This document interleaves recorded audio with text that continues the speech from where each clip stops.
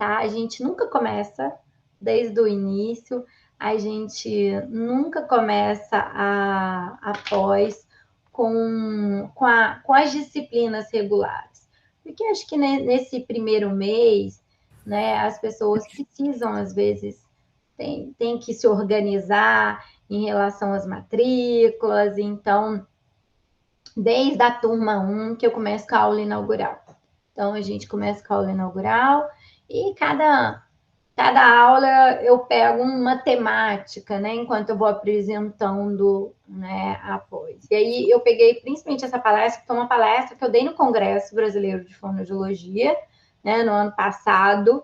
Foi uma das coisas que eles me pediram para falar numa das mesas. Eu falei numa das mesas no Congresso sobre as especialidades, né, que é a fonoaudiologia neurofuncional. E aí eles me pediram para falar sobre o que a gente tinha no presente da fono neurofuncional e sobre as perspectivas futuras que a gente tem para a reabilitação neurológica, né? Então, uma das coisas que eu vou acabar incentivando vocês à beça é que vocês, depois que pegar o título da pós-graduação, tirem o título de especialista também do conselho, tá? Sabe por quê, gente? É importante ter referenciados, né? Então, eu fui ver com o conselho, eles falaram, Viviane, sabe quantos especialistas tem registrados no país em fono neurofuncional? 126. 126, gente! Vocês acham que só existem 126 fonos trabalhando neurofuncional no país?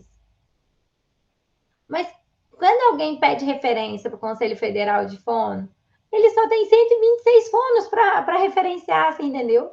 Porque as pessoas não tiram o título de especialista, né?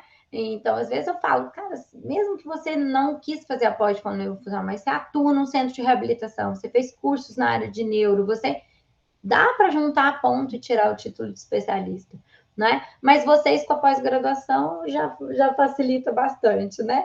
Para tirar o título, porque já é quase a pontuação inteira. Então, é ótimo para vocês, né? Já a pós-graduação é que vale mais ponto, né? Para o título de especialista.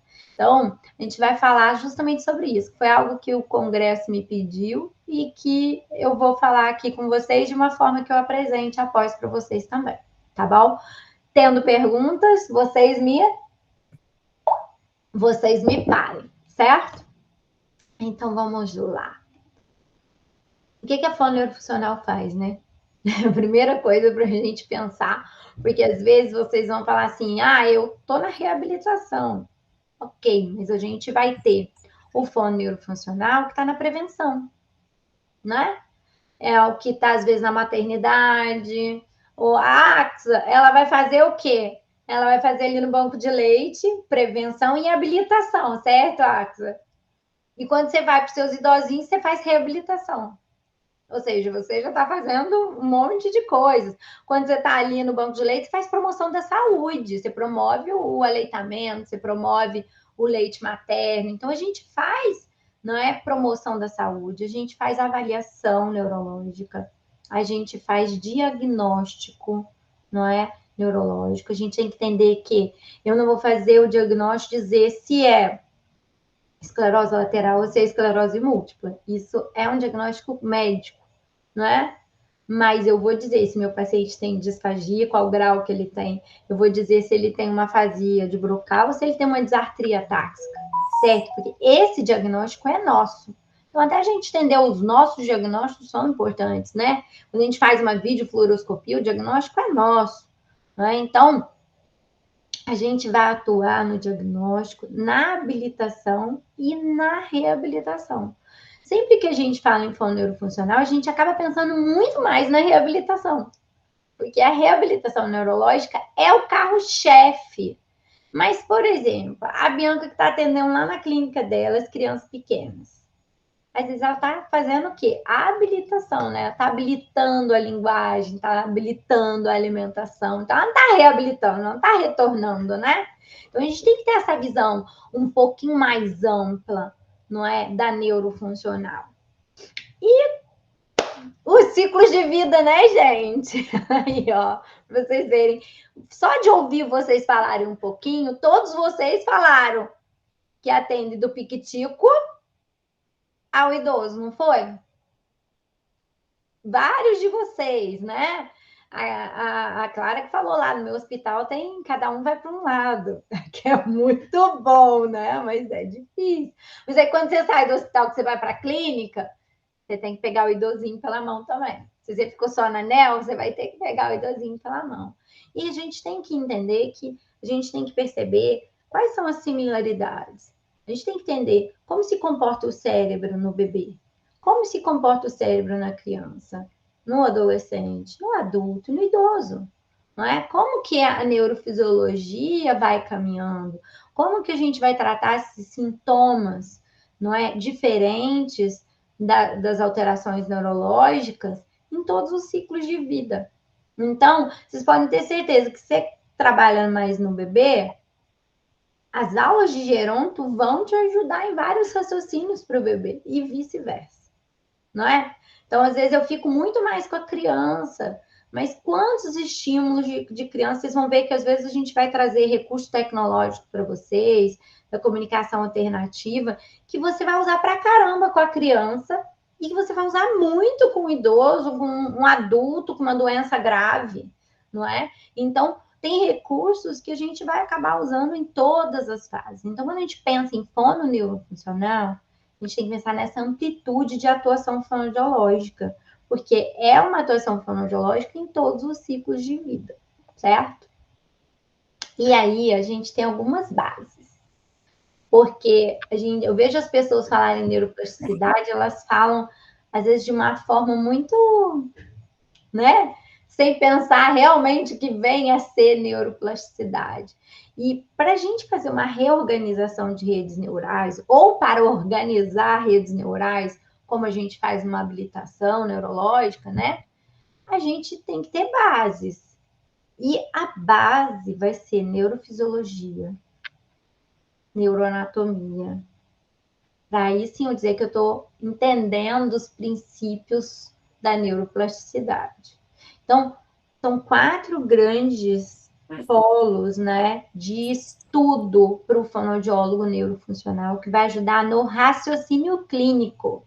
Ele é o que te dá a base neurofuncional, a sustentação. É a neurofisiologia, a neuroanatomia, os princípios da neuroplasticidade e a neurologia, certo?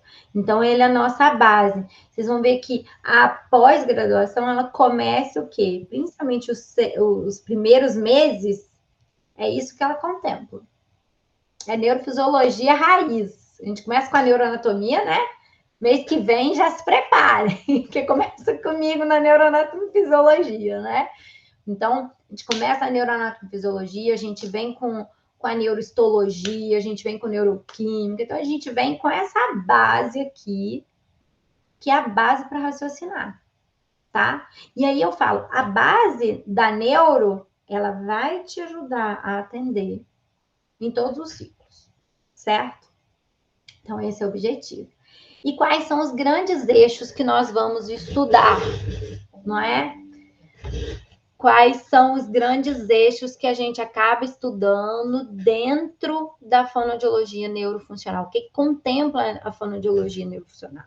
A fonoaudiologia neurofuncional da disfagia, ela é da disfagia, ela é da linguagem, ela é da cognição, ela é da MO, certo? Nós vamos atender os aspectos neurológicos de fala, de linguagem, da deglutição, da cognição e da MO, né? O paciente que chega com uma paralisia. Quantas vezes a gente tem um paciente com AVC? Ele chega com paralisia facial, ele chega com afasia e ele chega com disfagia. Vou contratar 3 fonos para ele? E isso é viável no nosso país? Nem no nosso país, nem em país nenhum, tá bom, gente? Não é porque é o nosso país, não, tá? Porque na fonoaudiologia a gente é até mais avançado, certo? Do que em outros países. Nós realmente somos mais avançados, a gente tem 15 especialidades, a gente tem mais publicação do que muitos lugares aí no mundo. Então a gente está muito à frente, né? Então, eu dou aula de vez em quando para Espanha, para Portugal. Eles não têm coisas, por exemplo, eu dei aula esses dias na Sociedade Portuguesa, que é igual a nossa, né? Que tem a Sociedade Brasileira de Fonoaudiologia. Eu dei para a Sociedade Portuguesa de Terapia da Fala. Eles ainda são chamados em Portugal terapeutas da fala, certo? E aí eu fui falar de traqueostomia, de válvula de fala, que é uma coisa que para nós aqui no Brasil é mais corriqueira, todo mundo ouviu falar isso na graduação, certo? Para eles, aquilo era um bicho de sete cabeças, eles estavam com o olho desse tamanho, para mim, assim, assustados, como que tem tanta coisa, e assim, eles não atuam, né, nisso como a gente atua. Então, a gente tem eixos da fono neurofuncional, que são esses quatro grandes eixos, que eles vão estar contemplados, certo? Justamente por isso, porque a gente pega os pacientes, às vezes com 3 distúrbios neurológicos, e eu não posso simplesmente falar, olha, eu não trato afasia, eu só trato a disfagia. Olha, eu só trato a linguagem, eu não trato a disfagia, não é? E aí o paciente fica como? Eu já vi isso acontecer, né? E aí o paciente às vezes sofre porque ele não vai dar conta de pagar 3 fonos. E aí vai ser o quê? Só o que a fono diz que atende. Então, a neurofuncional, ela usa os 4 eixos pensando no perfil que a gente tem, no perfil de paciente que nós temos. Uma criança PC, não é quem atende PC aí, ela vem o quê? Com disfagia. E ela precisa de estímulo de cognição. E ela precisa de estímulo de fala, de linguagem, concordam? Então, essa é a nossa realidade, né? Às vezes ela precisa de MO também, porque a tendência é respirar pela boca. E aí é pronto. Veio com o pacote completo, na verdade. Então, esses são os grandes eixos que a gente vai estudar, né? Na pós, eu sempre falo assim, que a gente tem... para o sucesso de uma pós, né? Não é o acaso, né, gente? É o planejamento, mas assim, o corpo docente é realmente um princípio básico, né? Então, a gente tem um corpo docente, que eu vou falando de alguns profissionais, né, quando eu for apresentando a pós, mas que são referências na área, que são referências na sua atuação, na sua especificidade. Então, que são uma base muito importante, que, claro, eu atribuo muito a dedicação deles, o empenho deles na pós, o sucesso que ela tem feito ao longo desses anos, certo? E outro ponto-chave da pós. Esse aqui é o meu ponto predileto, tá, gente? Supervisão clínica. Quem aí já pagou supervisão clínica? As telas, talvez assim, né?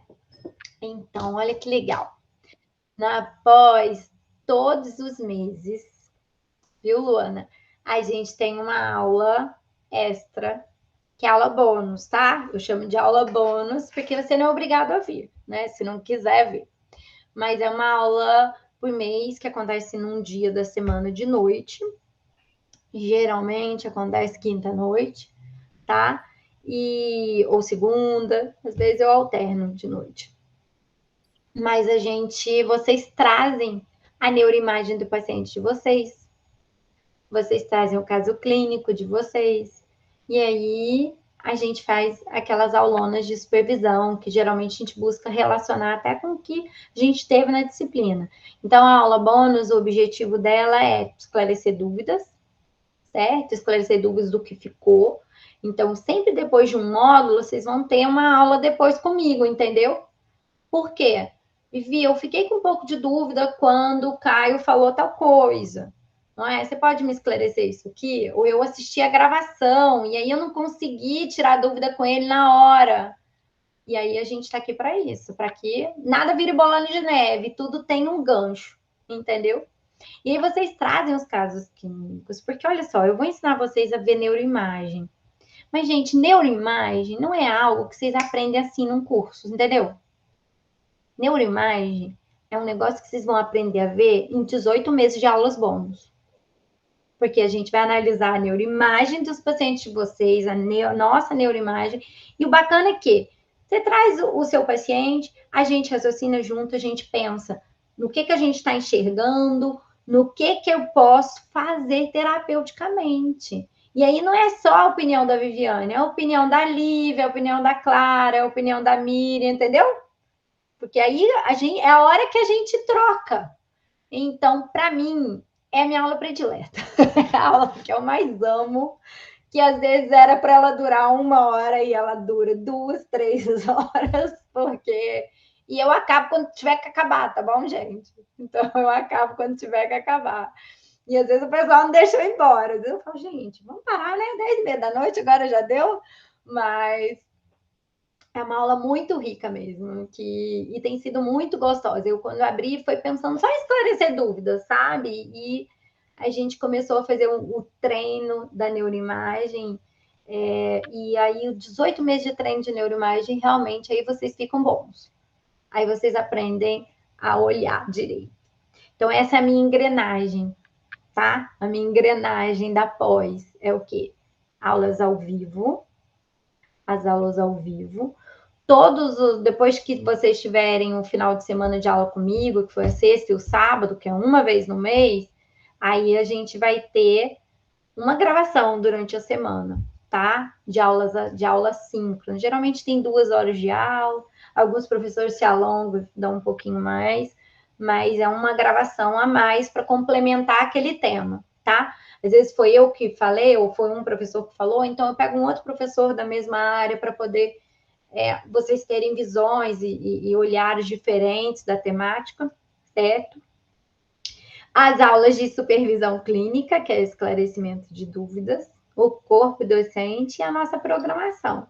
A nossa programação ela vai ser voltada para a prática clínica de vocês. É para vocês de mercado, certo? Vocês estão no mercado, vocês querem atender melhor o paciente, vocês querem ajudar os seus pacientes, vocês querem atender com excelência, serem reconhecidos por isso, não é? Então, a programação está voltada para isso, para aí a gente ter especialistas reais em plano neurofuncional que são capazes de atender nos 4 eixos e entenderem da neurofuncional direitinho. Então, a gente vai começar com neuroanatomia, neuroanatomofisiologia. Como o primeiro bloco é de neurofisiologia, a gente começa com a neuroanatomofisiologia, e aqui a gente já começa vendo um pouco de neuroimagem na neuroanatomofisiologia, que a gente vai vendo aos pouquinhos, sabe? Eu vou dando igual dose homeopática, sabe? Igual a homeopatia. A gente vai colocando a neuroimagem na vida de vocês aos pouquinhos, né?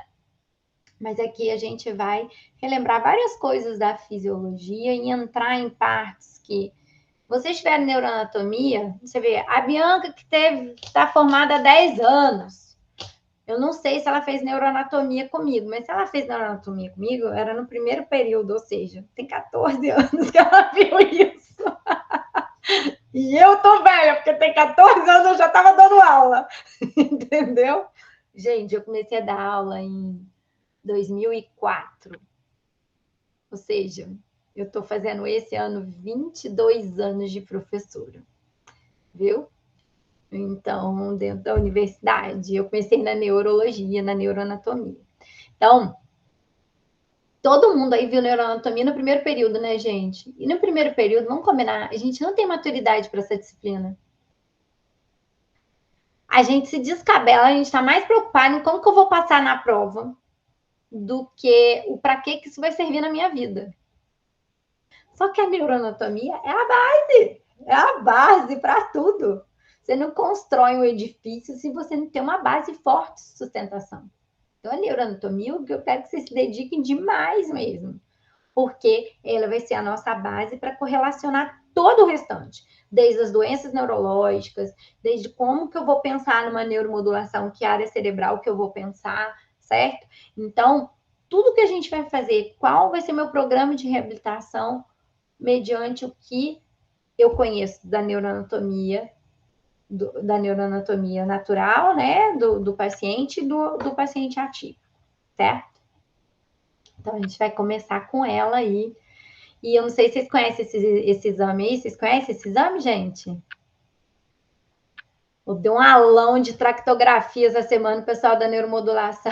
Elas ficaram, ai meu Deus!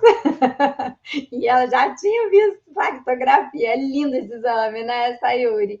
Então, a tractografia, eu tenho falado cada vez mais dentro da pós, porque antes era super difícil nós termos algum paciente que aparecia com uma tractografia, sabe? Era difícil mesmo. Hoje em dia, não tem sido, porque eles fazem a ressonância magnética normal e já vem com a tractografia. Então, principalmente nas aulas de supervisão clínica, há 6 anos atrás, quando eu comecei, as pessoas só me traziam ressonância comum ou tomografia. Hoje em dia, o pessoal traz ressonância, tractografia, imagem neurofuncional, né? Neuroimagem funcional, que é aquela coloridinha. Então, assim, o negócio está ampliando, né? Cada vez mais dentro do escopo do que vocês estão tendo para poder analisar. Então, tractografia, tracto é via, né? Via no cérebro. Então, todas as vias, seja via gustativa, via olfativa, todos os trajetos do cérebro, eles podem ser mapeados.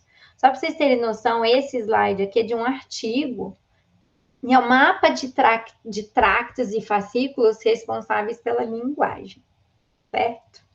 Então, só para vocês verem que, assim, isso é muito interessante, porque quando um paciente tem uma lesão, a gente consegue ver o tracto falho, a gente consegue perceber que ali não está tendo o caminho. É como se você tivesse jogado uma bomba no caminho, né?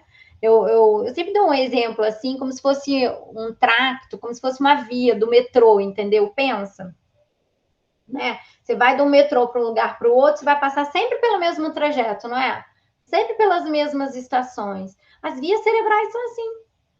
Por isso que a neuroplasticidade precisa de repetição. Porque ela vai passar sempre pelo mesmo caminho, sempre pelo mesmo trajeto. Então, o caminho fica forte, fica, né, certinho quando você faz isso em repetição. Então, eu dou exemplo para o pessoal que eu falo assim: entrei, por exemplo, no metrô lá no Rio de Janeiro, no Catete. Aí passei Catete, Largo do Machado, Flamengo, Botafogo, Copacabana. É uma via. Qual o nome desse tracto? Tracto, catete, copa. Então, sempre que vocês ouvirem o nome tracto, é isso. É uma via. E quando eu vi o nome fascículo, Vivi, tipo aqui, fascículo longitudinal superior, eu entrei no catete e saí no Largo do Machado, entendeu? São caminhos mais curtos, mais densos no hemisfério cerebral. A gente vai começar vendo esses raciocínios e a gente vai conseguir entender, não é, o nosso córtex sensorial, o nosso córtex motor e o estudo dos diferentes cortes que a gente tem no cérebro. E eu falo que até pesquisas como essa aí, não sei se vocês já viram essa pesquisa aqui, que é feita, né, em alguns lugares, né, mostram também o quanto que o psiquismo vai interferir. Então, o que, que eles fazem aí? Eles tampam o braço dele, isso é uma experiência, né? Assim, já foi feita várias vezes, colocam uma mão de plástico ali, né? E aí, o que, que eles vão trabalhar? Vão pedir para ele ficar focado nessa mão. Então, ele vai ficar focado, ó, no olhar aqui. E eles estão trabalhando sensorialmente com a outra mão, certo? Então, estão lá, ó. Ó o dedo dele lá, ó. É automático, ele levanta. Quem fez isso? Não foi a sensação do dedo, é o cérebro, né? É o cérebro. Então ele já tá tão ali relacionado com isso que ele tá aí, ó.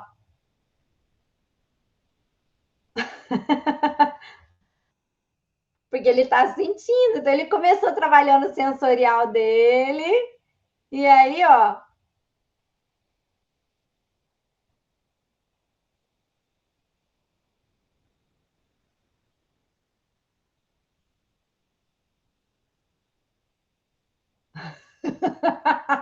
ele quase sente a dor, né?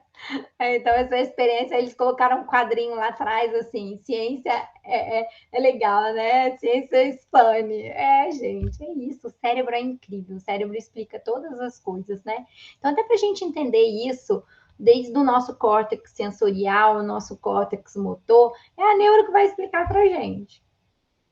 E Não tem como fugir da da micro, viu, gente? Não tem. Vai ter aula de neurohistologia e neuroquímica. Eu falo que essa disciplina é mais densa, na minha opinião. Porque tem que ficar falando, né, de neurotransmissores. Mas, gente, se você não entende de neurotransmissor, você não sabe por que a dopamina faz com que o paciente não ande. Não é porque que ele trava. Então, se a gente não entende de neurotransmissores, a gente não consegue entender que as sinapses, a maior parte delas no cérebro são químicas. O cérebro é química pura, né? Então, às vezes, o paciente está submetido a uma medicação que está interferindo na sua química cerebral. Então, entender de neurohistologia é a nossa base.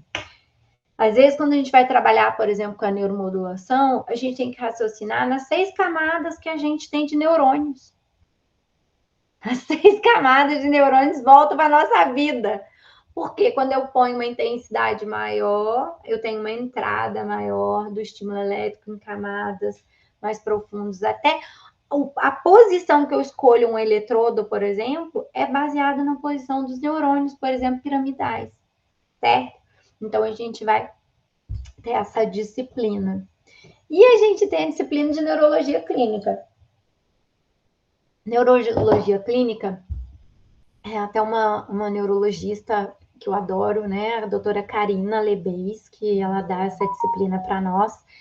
Ela é coordenadora do ambulatório de doenças raras, doenças neurológicas e raras do Gafreguini, e do projeto Day Hunter. Não sei se vocês viram o projeto Day Hunter, né? O projeto Day Hunter é bem bacana e vocês vão ter a equipe inteira do projeto Day Hunter falando aqui com vocês, viu? O projeto Day Hunter, se vocês procurarem Day Hunter na Netflix, eles fizeram até uma série do Day Hunter, tá? Eles fizeram, não sei se estava na Netflix ou estava no Globoplay, acho que foi Globoplay. E eles fizeram uma série sobre doenças raras e sobre os diversos serviços que atendem as doenças raras, né? Então, vocês vão ter a neurologia clínica raiz para entender das doenças neurológicas, dos diagnósticos diferenciais, e aí a gente começa a ver neuroimagem a partir daí, certo? Também com um pouquinho mais. A gente começa a ver a neuroimagem aí vocês começarem a entender, né? O que é isso que a gente está olhando, as estruturas, quais são os nossos referenciais neurológicos, por que uma imagem é mais escura, outra está mais clara, o que significa esse negócio que a gente lê no exame, lesão hipodensa, né? Em coroa radiada à esquerda.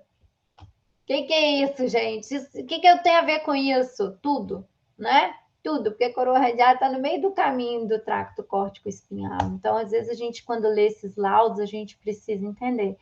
E para a gente poder tratar a doença, eu tenho que conhecer a fisiopatologia, não é? A gente precisa conhecer a fisiopatologia para a gente entender o porquê que é totalmente proibido eu usar a eletroterapia na esclerose lateral amiotrófica. E vai ser muito recomendado no pós-AVC, entendeu? Ah, mas o paciente com ela tem disfagia, o paciente com AVC tem disfagia. Eu posso usar eletro? Não, não pode. Em um você pode usar, que é no AVC. Na ela, você agrava o quadro dele. E a gente só entende isso quando a gente estuda as fisiopatologias das doenças. Claro que ela não vai falar tudo nesse módulo só, porque a gente vai ter outros módulos também de mais específicos, mas a gente começa a ver isso. E aí a gente começa a partir o quê? Para o planejamento terapêutico, né? Então, o nosso planejamento terapêutico, ele vai vir de neuroimagem, ele vai vir de mapeamento cerebral. Então, vocês vão ter aula de eletroencefalograma, que é a aula de mapeamento cerebral ali mais na frente, certo? Eu falo assim, Vivi, eu vou aprender a fazer todo o mapeamento cerebral? Não, gente, precisa aprender a fazer o mapeamento, vocês vão levar mais 6 meses num curso, certo? Vocês fazerem o mapeamento em detalhes. Mas você lê o mínimo de um exame, você recebeu o exame, você lê, você entender que o cérebro da criança com teta é cheio de ondas tetas, né? E aí você precisa trabalhar para melhorar a concentração e quais recursos que vão te ajudar a melhorar a concentração. Isso você precisa, e isso você vai ter subsídios para você fazer, né? Além, é claro, da gente entender quanto que eu vou pedir exames complementares, quanto que é recomendado, quais são as avaliações padronizadas que a gente tem para poder auxiliar os nossos pacientes, né? Mas como a gente ainda está no módulozão de neurofisiologia, a gente começa vendo neurofisiologia do comportamento. Gente, comportamento manda em tudo no sistema nervoso, né? O comportamento manda em tudo. Então, pacientes que têm rede de apoio, eles melhoram mais. Pacientes que têm rede de apoio, eles têm outro tipo de resposta. Então, às vezes, o paciente tem uma lesão muito pequena e ele não melhora por causa da questão comportamental. E às vezes o paciente tem uma lesão muito extensa, mas ele melhora. Então, a gente vai entender o comportamento, o sono. Aí aqui eu falo de aprendizagem de memória. Como que nós aprendemos? Como que o sono interfere no aprendizado? Como que a neurofisiologia dele acontece? Não é? Por que uma criança com síndrome do respirador oral vai ter falhas, não é, de aprendizagem de memória? Então, esse módulo é disso, porque a gente tem que entender que para eu fazer um novo caminho neural, não vai ser só técnica, né? Depende da emoção, depende da empatia, não é? Depende dessa conexão com o teu paciente para eu fazer estimulação e aí fazer o quê? O processo de repetição para eu pensar na neuroplasticidade. E a gente vai entender as etapas de aquisição de memória. E aqui o exemplo que eu dei é um exemplo fácil que vocês vão entender. O que é o evento externo, né? A gente começa a adquirir uma informação a partir de dois eventos. O evento externo e o evento interno. Hoje eu estou sendo um evento externo, concordam? Isso aqui é um evento externo após a aula, é o evento externo de vocês. O que é o evento interno? É quando vocês estão aqui comigo, entendeu? Porque às vezes você está com a câmera ligada olhando para mim, mas você está pensando, meu Deus, eu tenho que fazer compra amanhã. Tá faltando leite.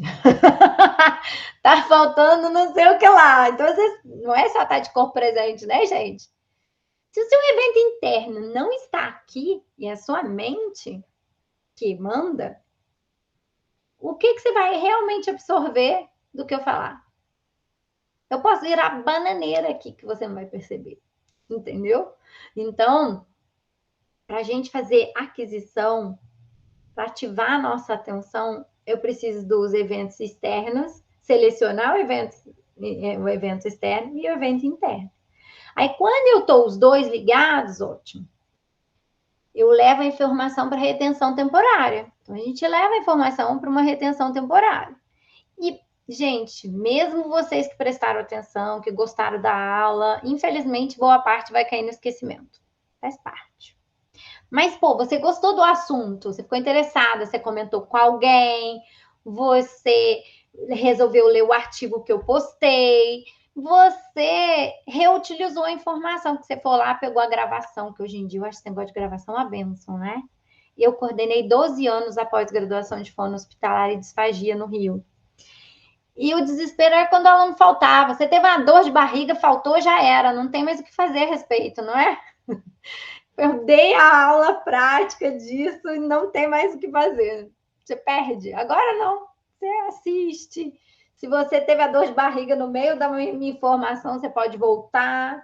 Você não entendeu bem, você volta de novo. Então, você evoca, você reutiliza. E isso possibilita que você consolide a informação.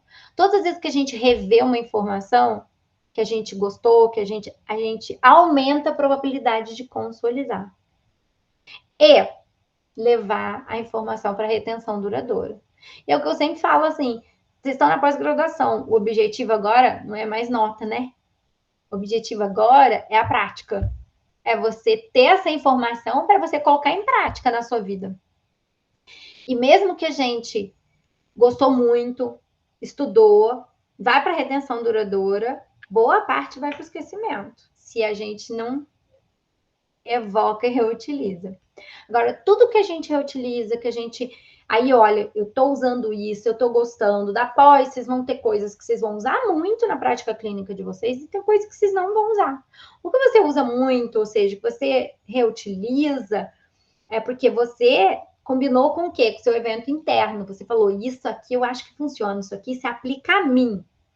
Seu evento interno gostou daquilo. E aí você começa a usar, e isso se torna natural para você. Você raciocina clinicamente muito fácil, não é? Porque isso mexe no seu comportamento, tá? Então, essas são as etapas que a gente tem, que eu quero vencer aqui com vocês.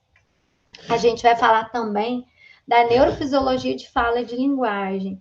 E aqui o objetivo é que vocês aprendam, principalmente, a classificar afasia, a classificar disartria, a entender as diferenças de uma apraxia de fala, de uma afasia, de uma disartria, que são as principais alterações neurológicas que a gente tem na fala.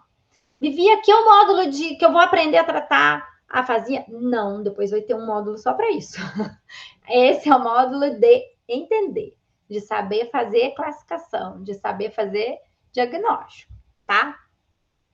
E aí a gente vai sempre correlacionar com as neuroimagens também, porque eu não perco a neuroanatomia, a neuroimagem, a neurologia, nunca mais. Os módulos vão sendo o quê? Inteiramente interligados, né? Então, essa aí é uma neuroimagem funcional que eu falei para vocês. O que é uma neuroimagem funcional, gente? Sempre que... Tá vendo essas áreas que estão em laranja? É as que ficam, né, mais iluminadas nesse tipo de neuroimagem. Acontece isso por quê? Elas têm uma alteração porque quando você pede para executar uma tarefa, o cérebro consome mais oxigênio e glicose. E aí ele fica marcado. Então, aqui, por exemplo, eu tenho imagem de cérebro olhando palavras, ouvindo ali com o Wernicke mais ativo. Aqui, ó, Broca, área motora, somestésica ativo. E aqui, olha, pensando em palavras. Por que que a gente usa aquelas técnicas que a gente faz a pessoa? É aquilo que é de vidro, serve quando eu tô com sede, eu beber, né? O que que é? Então, a gente não usa esse recurso, às vezes, de falar do que é o objeto. A gente bota o paciente o quê? Para pensar. E aí, quando ele pensa, ele já ativa as áreas. Então, fica mais fácil de eu que ele fale, certo? E, ainda dentro dos grandes módulos de neurofisiologia, que é importante para a gente pensar no nosso presente do que eu tenho da fono neurofuncional atualmente, é eu pensar na motricidade humana, na deglutição e na alimentação. Então, é aqui que vocês vão começar a ter, por exemplo, aula com a doutora Cláudia Xavier, que vai falar da neurofisiologia do desenvolvimento. Vai falar, né, desde como que eu faço uma transição, uma introdução alimentar, não é? Vai falar de seletividade, fala de recusa, certo? Que são tantas coisas que a gente atende, independente da dificuldade neurológica da pessoa. E aí a gente vem depois falando o quê? Da neurofisiologia da deglutição. Só que é uma neurofisiologia que essa parte até eu que dou, tá, gente? Porque eu falo assim, desculpa, não é muito mais do que pensar em fase. A gente já passou da fase de pensar em preparatório oral, faringe, não é? A gente já passou disso. É a gente saber exatamente em que cada passo da deglutição, qual músculo está sendo recrutado, qual nervo está sendo recrutado, que área cerebral que está atuando, certo? Aí é outro papo, que aí você vai entender o porquê que o paciente tem uma disfagia em que ele não consegue fazer um trânsito orofaríngeo ou porquê que ele tem um problema na preparatória, certo? Então, é um outro patamar, né, da gente entender. E coisas básicas da gente entender. Porque todo mundo que atende ao hospital, que atende paciente neurológico, o paciente vem com pacote disfagia e afasia, né? Por que a disfagia sempre o paciente recupera primeiro? Vocês sabem? Né? Na maior parte dos casos, não vou falar sempre, porque sempre é uma palavra muito longa, é muito tempo. Por que o paciente ele recupera primeiro da disfagia do que ele recupera da afasia?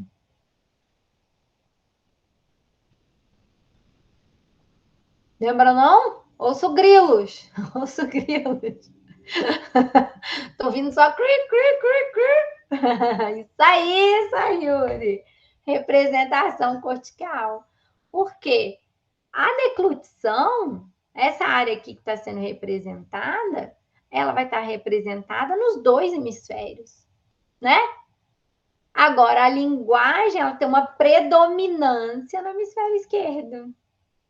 Então, como eu tenho os dois hemisférios ativos para deglutição, é mais fácil eu ter o quê? As áreas, né, homólogas contrárias, assumindo e aprendendo mais facilmente essa função. E aí, quando eu falo de linguagem, eu tenho isso. Você teve que encaminhar uma paciente, Axa, por quê? Deixa eu ver. Reabilitei de sair para um colega. Exatamente pelo que você falou, porque tem fonoaudiólogo que reabilita deglutição, mas não sabe reabilitar afasia. Pois Perdi minha paciente. Pois é. E sabe o que é ruim? Porque às vezes a prioridade, quando você pensa em afasia e disfagia, a prioridade é a disfagia, porque a disfagia pode matar, pode levar uma sarcopenia, uma desnutrição, não é? Uma broncoaspiração. Então a gente fica muito mais voltado para a disfagia, né? Só que aí às vezes você fica tratando a disfagia e vai largando a afasia. E, gente, os 6 primeiros meses da reabilitação pós um AVC para afasia é o pico de neuroplasticidade. É o momento de ouro. A gente tem muitos trabalhos falando que o ideal é a gente começar com 2 semanas pós, né? E aí, como o pessoal fica só, não, eu só vou tratar a disfagia. Eu só vou tratar a disfagia. Aí você leva, sei lá, algum tempo ali para disfagia, na hora que tá, agora você vai para a forma da linguagem. Aí, às vezes, até achar a forma da linguagem, ou eu que trabalhei muitos anos no SUS, né?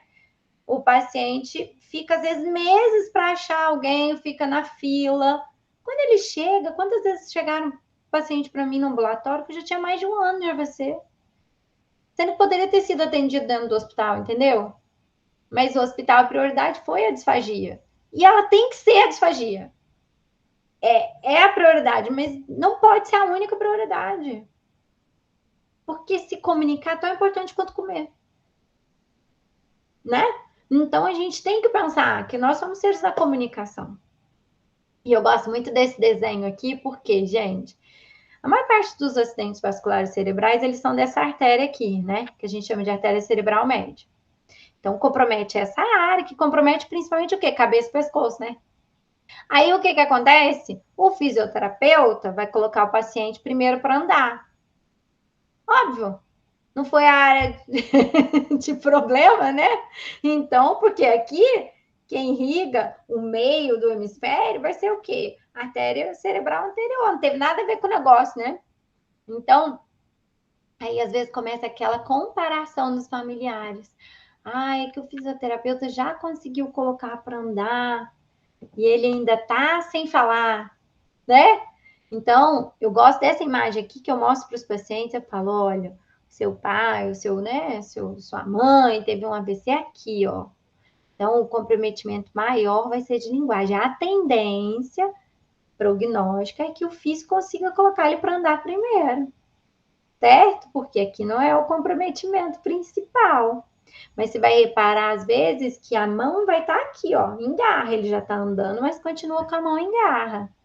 Porque o AVC foi nessa região. Então, claro que eu não vou explicar para o paciente a parte neurofisiológica toda, mas às vezes você mostra esse desenho aqui de uma forma bem lúdica e ele entende, não é? Ele entende esses processos, não é? Então, a gente vai falar de deglutição muito mais do que pensar em fases, não é? A gente vai falar de MO, de linguagem, né? Nessas correlações. E aí a gente vem com a abordagem multi, inter e transdisciplinar em neurofuncional.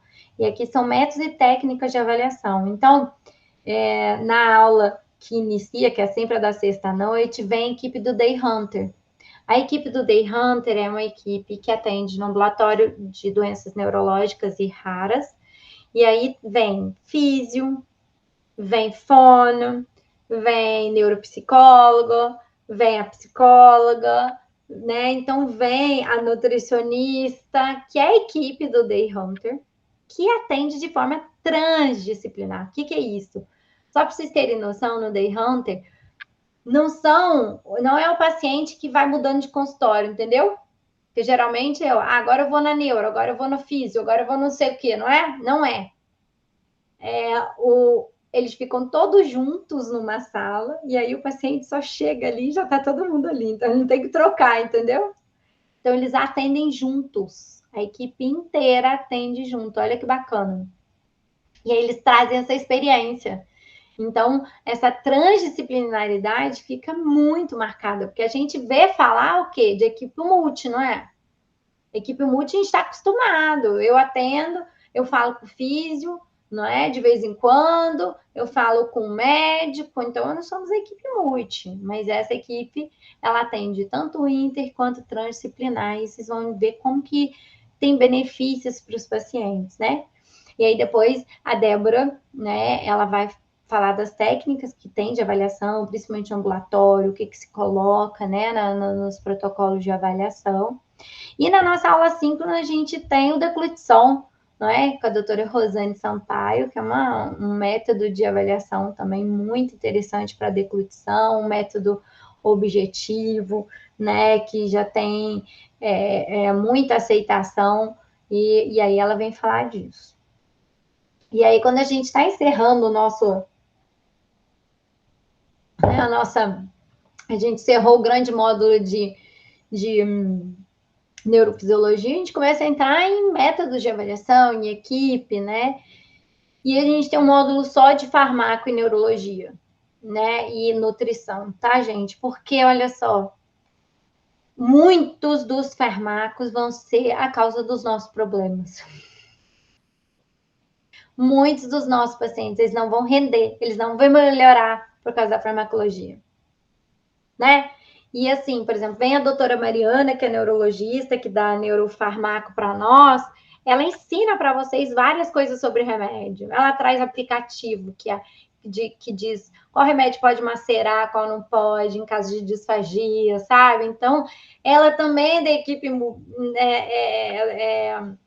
interdisciplinar, e aí ela saca muito o que a fono faz, e aí ela ajuda muito a entender o que os neurofarmacológicos fazem nos nossos pacientes, quanto que eles nos prejudicam na deglutição, ou no estado de vigília, na cognição, entendeu? Então, ela traz para a gente essa pegada que é muito boa. E na nutrição vem um grande amigo meu também, que ele era o tutor comigo na residência, né, multiprofissional, e ele era que tocava as principais aulas multiprofissionais, né, que é o Carlos Magno, ele é doutor lá também no Gafreguini, e aí ele fala de nutrição, porque, gente, a gente tem que aprender a entender dos aspectos nutricionais. Por que eu não mando tirar uma sonda sem falar com o nutricionista, né? Porque às vezes ele tem uma escara e o aporte proteico não vai ser o suficiente, ou ele está precisando passar albumina. Então, ele traz coisas muito importantes para a gente trabalhar junto, não é? E sem confusão, né, gente? Sem confusão, que às vezes tem confusão de fono e nutri em alguns serviços, e eu falo, não pode ter. Eu trabalhei anos com o Carlos e a gente sempre trabalhou assim, simbioticamente, porque quem manda na cozinha é ele. E quem manda na textura, gente? É a gente, né? Então a gente que vai falar, olha, isso aqui dá para comer, isso aqui não dá para comer, isso aqui tem como adaptar. E às vezes eu falo, olha, tá comendo toda semilíquida, dá para tirar sonda? Ele vai falar, não, porque eu não vou conseguir o aporte calórico que ele precisa.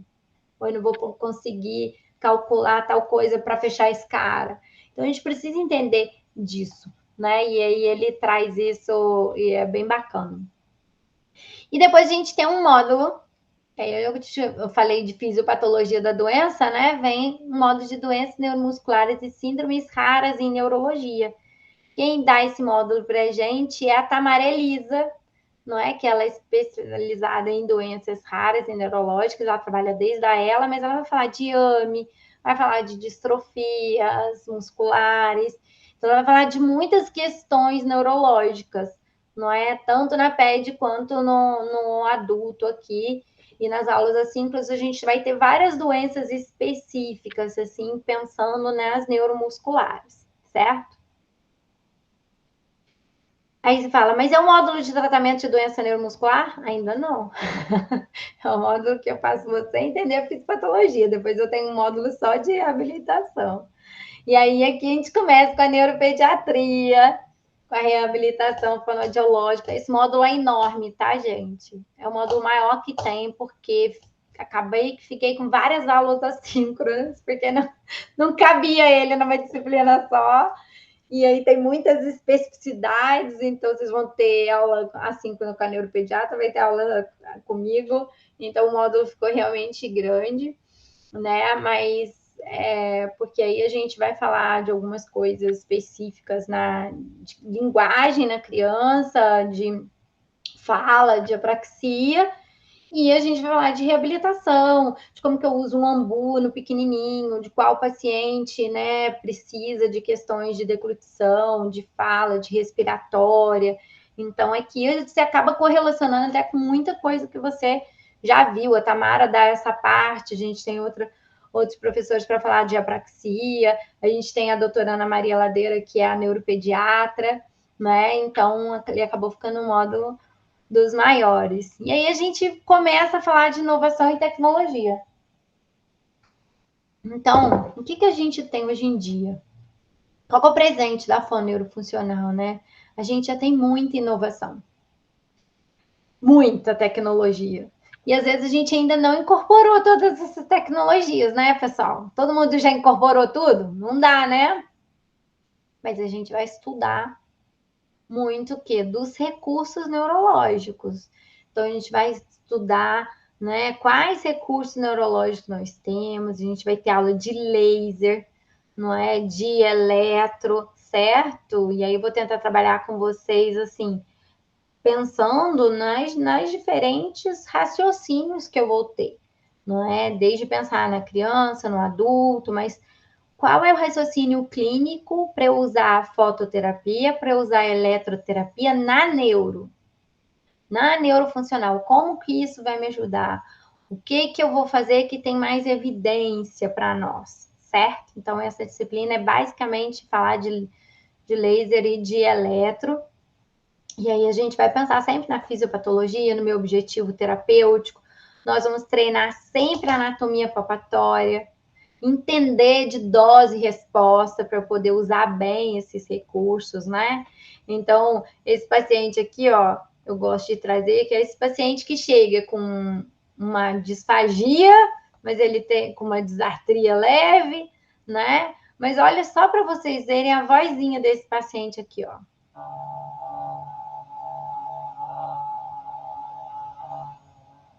Ok, vamos antes.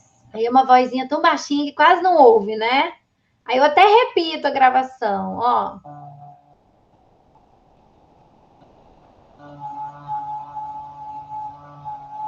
Tá. Respirar fundo e fazer o ar.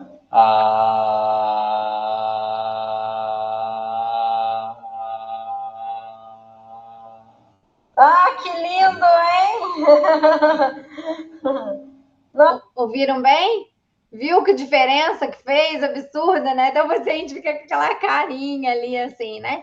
Então, às vezes, a disfagia ali está nessa adução glótica, no raciocínio que eu tenho que ter para uma desartrofonia relacionado com a disfagia, né? Então, olha só. Novamente. Ó, é o recurso que eu usei, ó.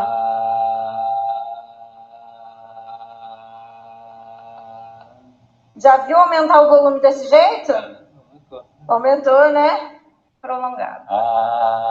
Aí, ó, sessão 2, vou só mostrar para vocês aqui na sessão 2, eu fiz ele fazer de novo o A, porque eu queria ver se o ganho que eu fiz na primeira sessão, se tinha mantido. Aí, ó. Prolongado. Não teve, né?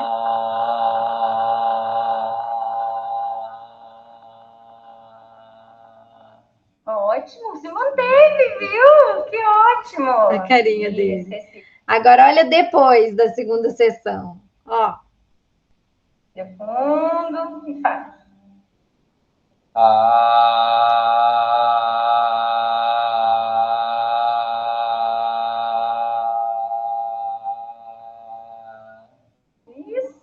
partir daqui já acabou o engasgo, né? Não tem mais. Aqui eu dei alta para ele, ó.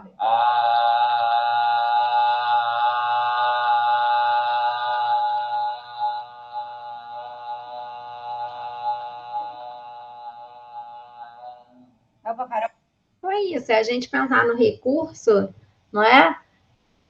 Raciocinando neurologicamente, como que eu posso usar ele, né? E ainda vou falar também, mas a gente fala nessa aula da síncrona, até para a gente ter noção do que a gente tem de evidência mesmo, né, para o taping, e do que a gente não tem, não é? Porque a gente tem que pensar no taping, principalmente na neuro, ele é muito interessante, porque ele melhora a percepção sensorial. Ele pega essas. A gente vai ter essa estimulação sensorial como um dos carros-chefes. O que não dá é, às vezes, a pessoa querendo usar kinésio para tudo, né, gente? Aí não realmente, às vezes, você não vai ter tantos resultados. Então, a gente vai falar disso também, né? E aí vem um módulo que o pessoal ama. Tecnologia assistiva, robótica, né? Comunicação alternativa, realidade virtual. Então, aqui a gente vai falar de neurofeedback, né? Desses recursos que a gente tem, que a gente levanta as frutinhas, faz andar, não é? Do eletroencefalograma, a gente vai falar da comunicação, a gente tem, né, o Rafael Alves, não sei se vocês conhecem, ele tem um canal no YouTube que chama Tecnologia Assistiva na Prática. Já viram isso? O Rafael é maravilhoso, né? Então, ele vai trazer os recursos, vai mostrar para vocês como é que usa. A gente vai falar de neuromodulação aqui, então, para vocês entenderem a aplicabilidade. Eu acho que a neuromodulação é algo que hoje em dia as pessoas estão pedindo cada vez mais, elas te procuram por isso, né? Eu vejo que às vezes as pessoas vêm de fora de São Lourenço para virem fazer neuromodulação comigo. Então, é algo que a gente vai falar mais. E eu vou acabar falando um pouco mais mesmo da TDCS. E aí vocês vão falar, mas por que você puxa mais sardinha para a TDCS? Não é que eu puxo sardinha, tá? Porque a eletromagnética é maravilhosa. Ela tem até mais evidência científica. A gente vai falar dela também, mas assim, a eletromagnética, a transcraniana aqui, ela é muito cara. O aparelho custa quase uns 200 mil reais, entendeu? E o aparelho daqui custa 5 mil reais. Então, você não vai ter tantas evidências quanto a gente tem aqui, uma capacidade de penetração cerebral é um pouco menor, mas eu tenho muita evidência, eu tenho já guidelines para a gente usar ela na neurologia e acho que é algo que está crescendo cada vez mais e a procura está muito grande, principalmente porque agora a gente tem muitos trabalhos mostrando os benefícios para a TEA. A gente tem muitos trabalhos mostrando para afasia já tinha, né? Para afasia, para disfagia. Só que só foi ampliando. A gente está vendo os benefícios para disartria, para disfluência, a gente está vendo os benefícios para apraxia, e aí para MO numa paralisia facial. Então, acaba que ela está entrando mais. Então, só para vocês verem aqui, ó, quando você faz a estimulação, tá vendo em vermelhinho? Quando falei para vocês que na neurofuncional fica vermelho, consome mais oxigênio e glicose, não é? Quando eu mostrei, olha lá em vermelho como é que fica as estruturas cerebrais quando você utiliza, não é, a neuromodulação. Então, quando as pessoas falam assim, Viviane, quais suas perspectivas para o futuro na reabilitação? Gente, as perspectivas é do mesmo jeito que o laser virou. Quando a gente começou a usar laser, né? Eu sei lá, eu comecei a usar uns 10 anos atrás, eu acho que as pessoas não imaginavam que agora quase todo mundo ia ter um laser, não é verdade? Né? Então, hoje em dia, quase todo mundo tem. Quando começou a eletro lá atrás, aí é muito mais anos, né? Eu já não sei mais nem fazer a conta. Também as pessoas foram super resistentes no início, hoje em dia faz parte da nossa prática, faz parte da nossa caixa de ferramentas, né? E a neuromodulação, ela está vindo para ficar, porque ela tem ganhos muito positivos. Os pacientes tendem a melhorar, ter altas mais rápidas, ter altas mais seguras, ter resultados muito mais rápidos, né? Então, é uma das perspectivas principais para que a gente cresça ainda mais essa área, né? E aí eu pus só aqui um paciente para vocês verem, porque a vantagem de uma neuromodulação é o paciente crônico. Sabe aquele paciente que não melhora? Na afasia, que não melhorou em nada, né? Que às vezes você não tem melhoras, porque ó, esse paciente é o desse exame aqui. Olha o exame dele, olha as lesões dele aqui, tá vendo? Ó, quando você olha assim, você fala, meu Deus, eu posso até não entender direito ainda de neuroimagem, professora, mas eu sei que isso aqui não é normal, que era para estar assim, né? Então, olha como é que está esse hemisfério esquerdo aqui desse paciente, né? Então, ele realmente com comprometimentos muito difíceis. Eu coloquei o aparelho na cabeça dele, né? E aí comecei a trabalhar a linguagem. Vocês vão ver, eu vou só mostrar um trechinho para vocês, que ele fica todo empolgado, ele fica emocionado na realidade, né? Ó. Perfeito. Agora fala para mim aqui, ó. Conta para mim de 1 a 10. Ó que vai, hein? 1, 2, 3, 4, 5, 6, 7, 8, 9, 10, 11, 12. Ele começa a rir, que ele não está acreditando. Arrasou? É isso aí! Ficou legal, não ficou? Ficou. Foi fácil? Agora foi, né? Gostei. Gostei. Então vamos de novo. Vai, sozinho. 1, 2, 3, 4, 5, 6, 7, 8, 9, 10, 11, 12, 13, 14, 20, 16, 17, 18, 19, 20, 21, 22, 23, 25, 26, 27, 28, 29, 30. Vamos até 50? 31. 31, 32. Aí quando ele para, ele começa até a chorar, né? 17, 18, 19. Amém. Fala. Amém. Amém. É isso aí. Eu pulei Agora aqui fala. um pouquinho. Eu quero falar. Eu quero falar. Eu posso falar. Eu quero falar. Isso. Eu quero, eu posso e eu vou falar. Eu quero falar. É isso aí. Muito então, bem. você for ver, muito bom, né? ele começa a rir, né? Porque ele ficou emocionado, né, gente? Porque na avaliação eu tentei que ele contasse de 1 a 10 e ele não contou. Entendeu? Sozinho assim, ele não contou. Aí eu fui, e, né? Fazendo série automática, apliquei o protocolo, ele não nomeou nada. Aqui você vai ver, ele tá me respondendo. Aí ele ria, é que o vídeo é grande, né? Ele ria, ele chorava, teve hora que ele começou a chorar, ele cantou parabéns para você, ele não acreditou, e aí ele ficou assim, né? E ele começou a me responder. Então você vê, paciente que tem anos de lesão, uma lesão muito grande, muito extensa, e aí que ele fala, ficou fácil, ficou, né? Então ele fica ali muito impressionante, muito impressionado. Então, você pega e dá esperança para vários pacientes que estão crônicos, que não tiveram evolução. Né? Quando eu fiz a avaliação dele, eu falei, caraca, ele não fala nada, né? Ele até soltava uma palavra ou outra, mas assim, muito difícil.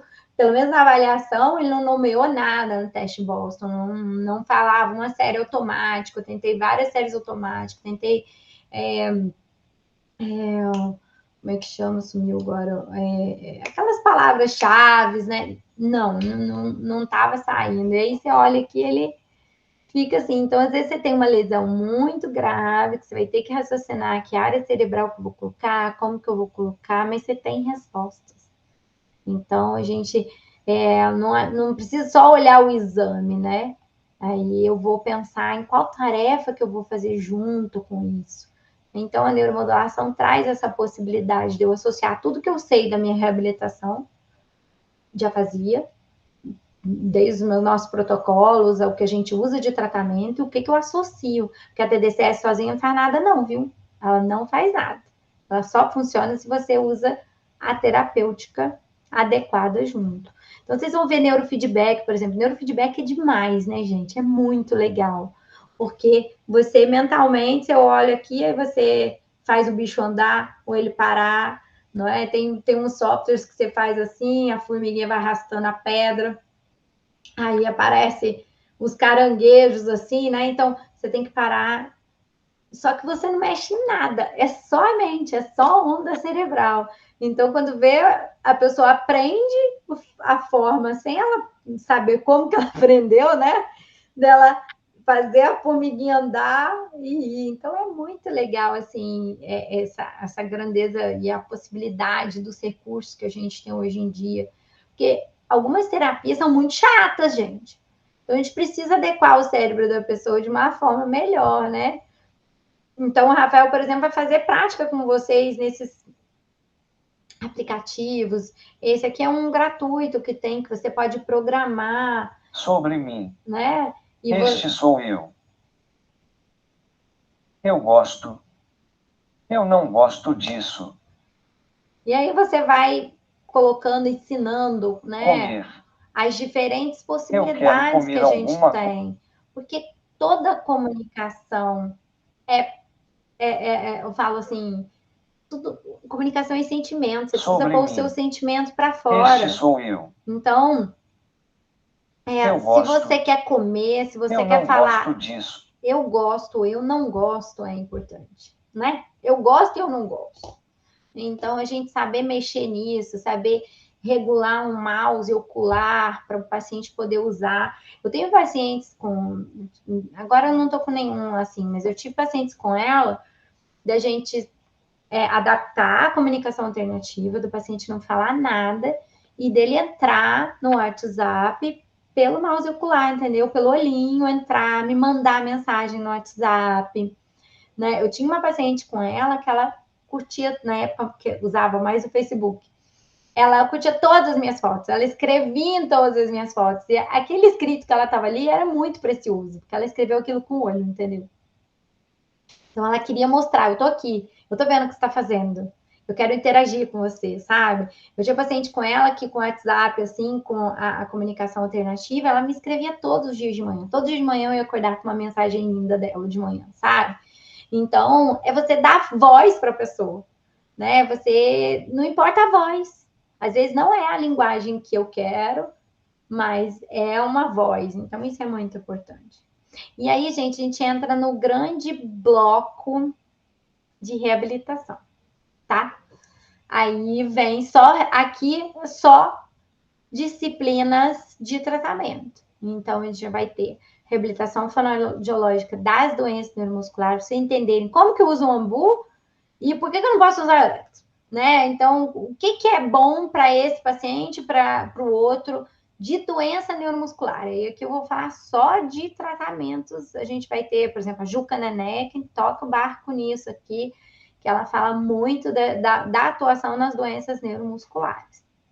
Depois a gente vai ter reabilitação das alterações neurológicas de fala e linguagem. Então, é o grande módulo de técnicas de tratamento de afasia, de técnicas de tratamento de disartria, certo? Então, é o grande bloco voltado para isso, certo? E a gente ainda vai ter uma disciplina só de estimulação cognitiva, tá? E a gente dá um enfoque aqui na terceira idade, mas a gente fala também dos pequenos, tá bom? Mas a gente vai falar desde prevenção. Esse grupo aqui é meu grupo. Eu tenho um projeto de terceira idade, já tem 20 anos, né? Com a média de 200 idosos. Você lembra do meu projeto? Então, o meu projeto... São as minhas meninas aqui, tá? Do meu projeto. Então, é um projeto que a gente tem a reabilitação cognitiva raiz com idosos saudáveis. Então, a gente vai aprender a fazer reabilitação cognitiva com idosos saudáveis e reabilitação cognitiva com pacientes com comprometimento neurológico, de pós-TCE, principalmente, a gente tem que fazer reabilitação cognitiva, né? Então, a gente pode fazer uma estimulação cognitiva com a criança pequena para melhorar a aprendizagem dela. Então, a gente vai falar de estimulação cognitiva, né? E aqui eu tenho o módulo que a gente faz principalmente paralisia facial, né? Mas a gente vai falar de DTM também, de dor orofacial. Quem vem dar esse módulo para a gente é a Luciana Ulloa. Vocês conhecem a Lu, né? A galera de Minas aí tem que conhecer a Lu, que a Lu é da FMG, né? A Luciana, ela é fonoaudióloga e ela é fisioterapeuta também. A Lu é maravilhosa, né? MO. E ela vai me trazer toda essa parte de alteração neurológica, como é que a gente trata, não é? O paciente, aí, por exemplo, esse paciente aqui é um paciente meu, né? Que teve herpes zoster, aí, ó, vou mostrando ele aqui mais rápido, pra vocês verem, ó, a minha alta fonoaudiológica aí, né? Então, como que a gente faz? Qual que é o passo a passo para eu poder tratar um paciente na paralisia facial? Eu não sei porque que as pessoas, às vezes, eu fico assim, ó, porque elas têm tanta dificuldade em tratar paralisia facial. Por que às vezes as pessoas passam, sei lá, meses com o paciente? Não precisa disso, né? Se a gente for assertivo nos nossos tratamentos, a gente respeitar o que a gente tem, não é? De novo para ajudar esses pacientes, aí a gente vai mais direitinho, né? No que a gente precisa. Então, a gente vai ter esse grande modo, tá? E a gente tem a reabilitação das disfagias, né? Vocês viram que eu não deixei nenhuma área descoberta, né? Então, o que a gente tem de disfagia neurogênica para tratamento, para auxiliar desde o pequeno ao idosinho, não é? O adulto. Aí são as disfagias, não importa o grau que ela se apresente, o que a gente pode utilizar. Como que eu posso fazer o manejo de um paciente com disfagia neurogênica que é mais basal, ou o manejo de um paciente que tem traqueostomia, não é? Então, vocês vão ver que algumas pessoas, como a Tamara Elisa, alguns profissionais, vão falar também da questão da ventilação, ou sem a ventilação, tá? Porque a gente tem, às vezes, essas especificidades, né?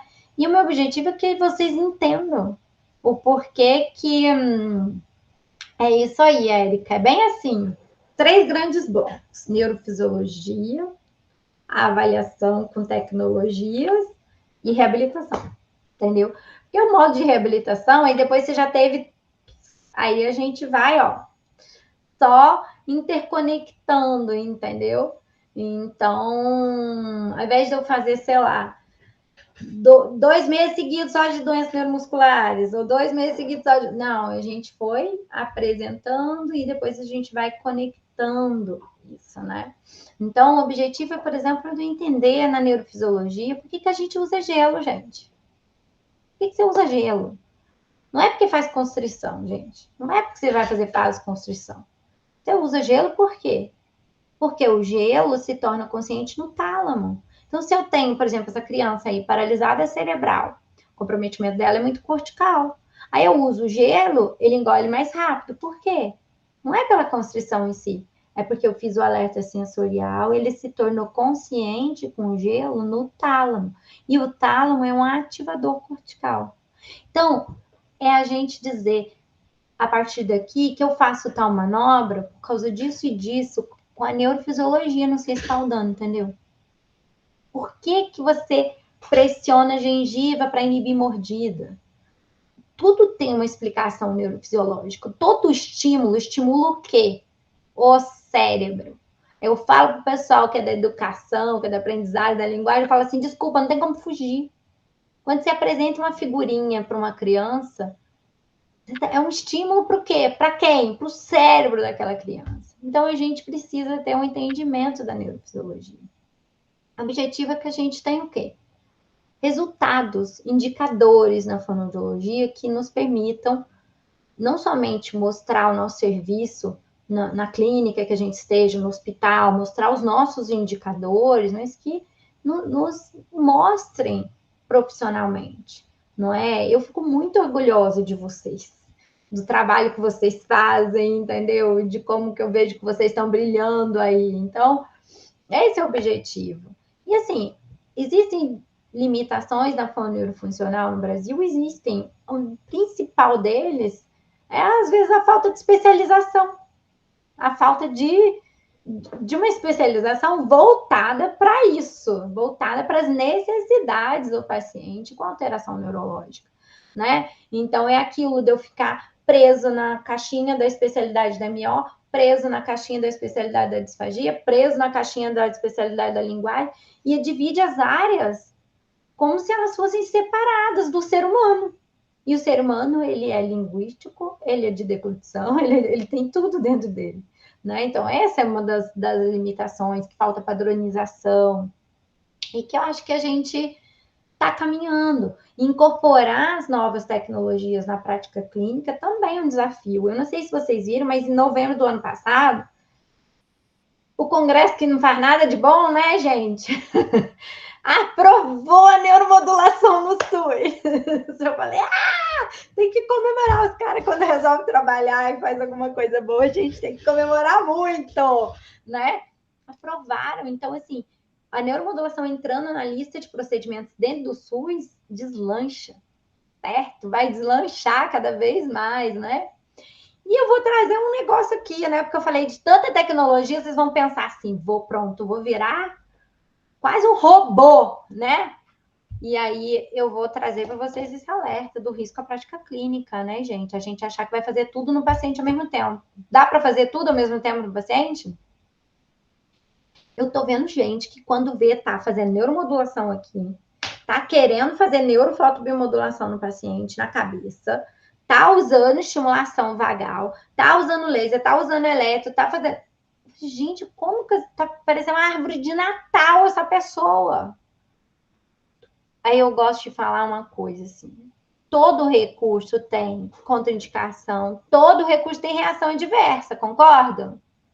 Por exemplo, a neuromodulação pode dar dor de cabeça, pode dar irritação cutânea, pode deixar vermelhinho, certo? Pode dar até tontura em casos mais graves. Aí você usa tudo junto ao mesmo tempo. Como que você vai saber qual recurso que fez reação adversa? É igual você tomar um coquetel de remédio. Estou gripado, vou tomar logo uns 5 remédios aqui. Qual fez bem? Você não sabe dizer. Qual fez mal? Muito menos. Como que você vai dizer?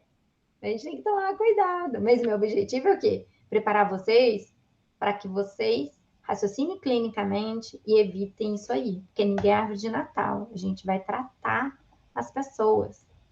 Então, o objetivo é que a gente consiga preparar vocês para que vocês levem programas de prevenção, de reabilitação, para atenção primária e a reabilitação neurológica. Que vocês aprendam a trabalhar baseados em biomarcadores, em análise de exame de neuroimagem, mapeamento cerebral, que é o que a gente tem de top hoje em dia dentro da neurologia. Não é achismo, não vou falar, vou tratar baseado no sintoma, na queixa, sem ter nada, nenhum subsídio para auxiliar esse paciente, né? E, claro, promover pesquisa, evidência científica, respaldar a nossa atuação, não é? E fazer a formação continuada, porque eu acho que depois disso, vocês, por exemplo, não é à toa que surgiu a pós-neuromodulação. Porque o pessoal se formou e falou, Vivi, você tem que fazer pós-neuromodulação, Vivi, você tem que fazer pós-neuromodulação. Por que eles me pediam tanto? Porque eles saíram da pós, quiseram fazer a formação de neuromodulação, fizeram aqui e ali, e ficaram cheio de dúvidas, porque a maior parte delas são generalistas. Então, você vai ter físio, psico, não sei o que, tudo ao mesmo tempo, e não tem a neuromodulação voltada para o fono, enxergando o fonoaudiólogo, né? E aí, de tanto eles me pedirem, que eles não pediram pouco, não, aí eu fiz a pós, né? E aí, tá aí. Então, é a formação continuada, é a gente continuar, vocês vão ver que uma coisa puxa a outra, mas que traz excelência para a nossa prática clínica, que a gente realmente auxilie os nossos pacientes. E é por isso que surgiu a pós-graduação em neuromodulação, né? Aplicada à fonoaudiologia, né? Então, ela surgiu exatamente por causa disso. E ela se tornou exclusiva para os nossos alunos de pós, tá? E aí vocês falam assim, mas por que exclusiva? Porque eu não tenho como, a pós-neuromodulação é só mais 6 meses, entendeu? Não tem como eu ensinar para alguém que não teve isso tudo que vocês tiveram na neurofuncional, entendeu? Então, às vezes vocês falam assim, por exemplo, eu tenho gente da turma 5 que está na pós de neuromodulação. Mas tudo bem, eles já passaram, né, os 6 primeiros meses, pelo menos, eles já estão com 8 meses de pós, com caminhada. Então, ótimo. Ele já tem subsídios para acompanhar a neuromodulação, entendeu? Agora, sem isso, não. Eu prefiro ter turmas menores, ou nem fechar turma, do que ensinar e queimar o recurso, entendeu? Eu prefiro que o recurso seja bem utilizado. Mas eu falei de um monte de recurso e eu fico usando essa frase aí igual mantra, porque eu tenho mania de usar bordão, né? Quem me conhece sabe que eu uso bordão, vários deles, né? Quem vê cara não vê decurtição, que cai do céu é chuva. Eu tenho mania de bordão, porque bordão pega na mente das pessoas, né? A Neu explica, é isso aí. Porque isso fica na cabeça, e esse é meu novo bordão, que eu falo. Fonoaudiologia sem recursos tecnológicos continua sendo fonoaudiologia. Tecnologia sem fonoaudiologia são somente aparelhos, é só tranqueira, tá? Então, por isso que o mais importante é vocês saberem tratar.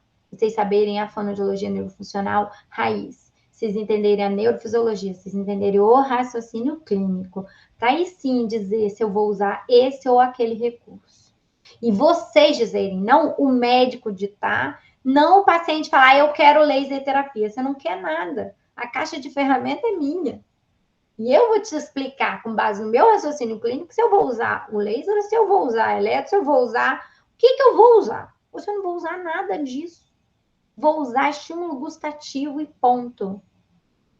Somos nós os detentores do conhecimento da fonoaudiologia. Então, a gente tem que valorizar e exaltar a nossa fono. Os aparelhos nos ajudam. São uma das tantas ferramentas.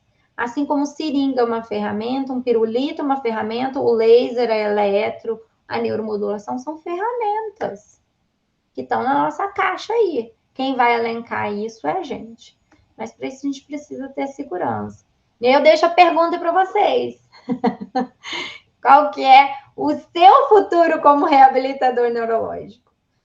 Quantas dessas coisas vocês pensam assim que bacana, eu posso incorporar no meu trabalho, né? Eu tive uma aluna que ela trabalha na PAI, ela ficou tão encantada com a aula de tecnologia assistiva que ela levou para a PAI, né, um dos aplicativos, mostrou para eles, eles ficaram encantados. Para vocês terem noção, na unidade dela, eles compraram tablets para várias crianças e colocaram a comunicação alternativa lá. Entendeu? Para várias crianças não verbais, foi viabilizado a tecnologia assistiva, sabe? Eu morro de orgulho disso, assim, porque eu fico assim, cara, deu certo, né? O que a gente está fazendo está chegando na ponta. O auxílio está chegando na ponta, né? Em quem precisa. E talvez se ela nunca tivesse sido apresentada para isso, ela estava há anos lá, certo? Ela nunca tinha pensado em levar esse tipo de recurso. Então, isso que é bacana. E eu deixo a pergunta para vocês. O que vocês pensam para a reabilitação neurológica? O que vocês acham que vai ser a reabilitação neurológica do futuro? E o que você pensa para o seu futuro como reabilitador? Né? Em que a gente tem um presente que a tecnologia já está aí, já é uma realidade, e que ela está avançando, mas que ela tem que avançar junto com a base, com o raciocínio clínico, não é? Com a neurofisiologia, com os protocolos padronizados. Então, é isso aí, gente. Sejam muito bem-vindos. Eu agradeço pela atenção de vocês. E eu espero que a gente tenha aí 1 ano e meio muito intenso, porque a gente começa em abril. E assim que começar, que vocês estiverem cadastrados na plataforma, eu já vou postar para vocês lá o nosso cronograma. Vocês vão ver que eu geralmente eu já posto o cronograma até o final do 1 ano e meio, tá? Para vocês se organizarem nos finais de semana. Raramente eu troco de data, tá? Às vezes acontece, o professor passou mal, alguma coisa, ou congresso que eles marcaram depois, porque o meu cronograma vem muito antes das datas de congresso, né? Então, aí às vezes a gente tem uma troca ou outra, mas é raro mesmo. tá? É, né, André? Que delícia te ver aí. Acho que a última vez que eu te vi, você estava grávida. Né? Que delícia. Nossa, quantos anos que eu te dei aula, Andréa Torres? Tá aí para minha aluna também na graduação. Né? Tem muito tempo. Acho que tem mais tempo que a Bianca, não tem não, Bianca? A Andréia, você lembra dela? Eu acho que ela é antes de você ainda, Andréia. E eu gravo, né? Eu gravo. Como que eu gravo? Ó, 11 anos, viu? Falei um pouco antes de você. É isso aí. Eu gravo. Como que eu gravo, gente? Ah, não sei. Mas eu gravo a cara, o nome, o sobrenome, né, Andréia? A minha morena, mais que linda. Ela faz umas tranças que eu tô apaixonada. Que saudade de você. Que delícia ter você aqui. Eu espero que vocês tenham gostado da programação. O que vocês tiverem dúvidas, eu estou à disposição. A gente vai ter esse mês aí para vocês se ajustarem. A gente vai começar a cadastrar todo mundo na plataforma aos pouquinhos. Depois eu vou colocar o cronograma. Essa aula aqui está gravada, a gente vai postar lá para vocês. Isso fica. Vocês vão ver que vocês vão ter, né, 22 meses de acesso para vocês olharem. A nossa plataforma é toda linda, sabe? Ela parece um Netflix. Então, você escolhe assim, não é? As disciplinas como se fosse um Netflix mesmo, todo bonitinho. E aí vai ter lá o material de apoio, a aula, os artigos, né? E aí vocês vão ver que vai ficar tudo bem estruturado dentro da plataforma, tá bom? E aí eu vou entregar para vocês o nosso cronograma. Então, eu estou aberta aí para vocês perguntarem agora o que vocês quiserem falar. Manda ver. Porque eu falei mais que a nega do leite hoje. A nega do leite é uma paciente minha que falava isso. Que eu falava mais que a nega do leite. Não sei quem ela é, mas imagino que ela fala muito. Eu quero fazer uma perguntinha. Diga-me. Só até sair o cronograma tal, você poderia adiantar, por exemplo, qual sábado do mês, no caso, o primeiro ou último sábado do mês, só para a gente ter uma ideia? Eu não faço fixo isso, não, mas eu procuro deixar para o último, na maior parte das vezes. Mas, assim, por exemplo, no mês que vem tá 24, 25. Por quê? Dia 1 é o dia do trabalho, então é já naquela virada do mês. Então, aí eu sempre fujo dos feriados, né, gente? Esse ano tem 15 feriados. Deus me livre de não ser brasileiro. 15 feriados. E aí eu já tá marcado 24, 25, entendeu? Já tá marcado maio, 22, 23. Aí eu geralmente eu tento dar um mês assim. Então pode ser que, né, às vezes por causa de por exemplo, a gente vai ter um congresso em junho grande em Belém. Então, para eu não fazer no terceiro final de semana como estava, eu pus para o segundo para não interferir nisso, entendeu? Então eu vou mexendo, pensando nos feriados e tal, mas vai com Deus, Vanessa. Beijo, obrigada por estar aí, viu? Mas eu vou deixar, Miriam, para você o calendário até o finalzinho, tá bom? Eu vou fazendo o calendário e aí eu vou. Eu quero fazer uma pergunta também. Diga, Bi. Vai ser um sábado, uma sexta, um sábado por mês, não é isso? Então todas as aulas vão ser online. Ao vivo, é. Ao vivo. Ao vivo. Depois eu posto mais uma gravada, tá? Porque, em geral, as disciplinas antes, elas eram sexta-noite, sábado o dia todo e domingo de manhã. Entendeu? E aí, quem rende domingo de manhã nessa vida? Nenhum ser humano, gente. Eu dava aula domingo de manhã, caindo nas minhas tamancas. Eu acordava no domingo e falava, meu Jesus, isso não é de Deus dar aula no domingo. E aí eu falei, não, a aula de domingo não vai ser ao vivo, porque ninguém tá ali de corpo presente. Ela vai ser gravada. Porque a gente, quando monta o cronograma, a gente monta pensando na carga horária. Eu tenho muito assunto para falar, sabe? Se eu pudesse, eu fazia essa pós em uns 2 anos para falar tudo que eu gostaria de falar. Então, assim, aí a gente grava essa aula e posta ao longo da semana. E o pessoal vê de noite, vê num horário que é mais favorável e tal, entendeu? Para não ter que ter aula ao vivo. Entendi. Então amanhã vai ter aula normal, o dia inteiro, amanhã. Não, amanhã não. A gente hoje é só a palestra inaugural mesmo. A gente vai começar oficialmente agora em abril. 24. Então amanhã não tem. Amanhã não tem, mas está de folga. Amanhã você ainda está de folga. Entendi, tá bom. Mas a 24, 25, aí, ó, gente, é puxado. É de 6 às 10 da noite na sexta. E de 8 a meio-dia. Aí eu dou 2 horas de almoço, porque a gente está em casa, é outra realidade. A gente que tem que fazer o almoço, a gente tem que esquentar, é outro papo. Então, é de 2 horas de almoço. E aí, depois de 2 às 6, certo? Então, é puxado, é. Mas é uma vez no mês. É uma vez no mês. E vai. E as aulas são dinâmicas. A gente mexe com o quadro de professores. Então, é bacana. Vocês vão ver que vai valer a pena. Tá bom? Certo? Mais alguma pergunta? Não? Ô, Érica, cadê você de ligar a câmera para eu te dar uma olhadinha? Ai, Vivi, não tô pronta, não. Ai, não tô pronta, não. Eu tenho uma dúvida. Pode vir de pijama. Deixa para próxima. Vivi, tem uma dúvida. Diga. Eu tô com 2 pós fazendo, né? Eu vou começar em agosto de fluência e mais a sul. E tem TCC as 2. Tem como casar esse TCC? Tem, mas olha, eu vou falar de TCC para vocês, tá? Para vocês ficarem mais tranquilos. O nosso TCC a gente tem feito de uma forma mais simples, sabe, Érica? Eu tenho feito, por exemplo, algumas revisões para facilitar a vida do pessoal. Eu dou um modelo pronto do artigo que é simples, que às vezes vai dar ali, sei lá, 10 páginas. E a gente faz, por exemplo, cartilhas, né?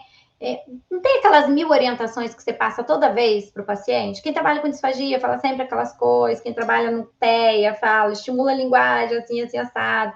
Então, o pessoal tem feito várias e-books, cartilhas, entendeu? Faz a revisão de literatura mais simples e produz isso. E é bem bacana, por exemplo, uma aluna minha fez uma cartilha sobre recusa e seletividade. Só que a dela ficou tão bonitinha que ela mandou imprimir e tal, pôs no consultório dela. Gente, virou referência. A mãe, sabe como é que é mãe, né? Pega aquele negócio, fala, olha, essa é especialista nisso. Ela tem até um livro. Aí, pronto, espalhou. Ela falou assim, Vivi, agora eu só tenho recurso de seletividade no consultório, tá lotado, porque uma mãe foi puxando outra. Então, é isso. Só que ela pode ser feita até de 3, viu, Érica? Então, até um trio se junta e faz. Então, é um trabalho mais simples, num formato mais simples, que é o APA, bem simples. Eu dou o modelo pronto, vocês fazem ali em cima disso. E, geralmente, a aula de metodologia eu marco antes de eu entrar no módulo de reabilitação, ou uns 6 meses antes. Por quê? Porque aí eu dou as ideias do que vocês vão fazer ali. Vocês já começam, veem a dupla que vocês vão fazer, porque tem gente que gosta de fazer de dupla, tem gente que gosta de fazer de trio, tudo bem, né? E aí vocês já começam a fazerem o que eu chamo de pré-projeto. Então, quando acaba após, já está tudo andado, e aí fica mais fácil, entendeu? Então, eu fiz isso, esse método assim, porque o perfil de vocês não é o perfil do mestrado que a gente faz grandes pesquisas, né? O perfil é de quem trabalha de manhã, de tarde, o dia inteiro, e que precisa disso para melhorar a prática clínica. Às vezes não é o fonoaudiólogo que quer fazer pesquisa. Eu tive uma aluna que quer fazer pesquisa, e aí a gente fez uma pesquisa mesmo. E ela fez sozinha, porque quem que queria entrar da pesquisa? Ela fez sozinha. Porque ela fez uma super revisão integrativa, então, porque o ideal é ela tá querendo publicar, porque ela quer entrar no mestrado, então ela está pensando na docência. Então, quem quiser, eu até dou o caminho das pedras para fazer isso. Eu tenho um e-book ensinando como que faz, entendeu? Tudo, né? Eu fui muito tempo coordenadora do Comitê de Ética em Pesquisa da universidade, então eu oriento quem quiser nisso também. Mas a maior parte faz um trabalho mais simples mesmo, porque é o que eu falo, gente, é isso. Não vamos entregar o trabalho, vamos fazer algo que vá usar na sua prática clínica, que vai ficar bacana. Tipo, uma aluna fez um e-book super bonitinho, já fazia, sabe? Levou para a unidade dela, então eles mandaram rodar, eles mesmos entregam para os pacientes, sabe? Então é ótimo ali, tem as orientações principais. Então é isso, a gente vai fazer algo mais simples, tá? Aí você não vai precisar descabelar, entendeu, Érica? Senão Amém. não vai precisar se descabelar, né? Porque falou a palavra TCC, o pessoal já fica, né? Eu falo, não, gente, dá para a gente entender qual é o perfil do meu aluno. Meu perfil do meu aluno é do mercado de trabalho. Então, vamos ver o quanto esse trabalho pode te ajudar no mercado? Porque vamos combinar, gente, quem fez monografia aí na faculdade, a maior parte guardou na gaveta. Não é verdade? Quem leu a sua monografia? Só a sua banca? Não dá dó isso? Você gastou dias, horas, choro e lágrimas, e muitas lágrimas para fazer o TCC. E só a banca leu. Não é? Pô, aí eu pego, a gente faz um e-book baseado naquilo, ou uma cartilha baseada naquilo, um produto. A gente chama isso de produto da pós, né? Um produto que vai servir para a prática, para você entregar para a mãe, para você entregar, para você fazer, ou, ai, não quero fazer impresso. Beleza, você manda digital. Olha, eu trabalho com isso aqui, segue as principais orientações, não é? Então, isso serve para sua prática clínica. Aí já ajuda, viu, Érica? Dá certo sim, tem dado certo, graças a Deus. Porque isso era uma dificuldade que eu tinha na pós-fono hospitalar, entendeu? O pessoal se descabelava no final. E metodologia era no final. E aí, por isso que na pós aqui eu fiz diferente. Por 12 anos, o pessoal se descabelou na pós-fono hospitalar. Eu falei, eu preciso montar algo diferente para neurofuncional, entendeu? E aí foi isso, certo? É porque, para quem não me conhece já há muito tempo, foram mais de 20 anos dentro do hospital também, né? Então, eu sou da hospitalada, neuro, da disfagia. Então, já é uma estrada aí um pouquinho longa, certo? Mas vai dar certo, sim. Mais alguma dúvida, galera? Que eu possa tirar? Não, não vai ter, Andréia. Estudo dirigido, gente. É quando eu descabelo os alunos da neurologia. Mas é na graduação. Vocês já estão formados, né? Não dá para fazer ED, não. As aulas todas ao vivo ficam gravadas. Você pode rever ao longo de todo o curso, tá? Ao longo de todo o curso. O que a gente tem de teste, né, sempre é o seguinte: vocês assistem a aula ao vivo, ou, não podia esse final de semana assistir a gravada, tudo bem. Depois que a gente posta todas as gravações, aí vão ter 15 dias. Aí a gente vai postar um teste via Google Forms, que é baseado nas aulas. São sempre 10 questões, é padronizado.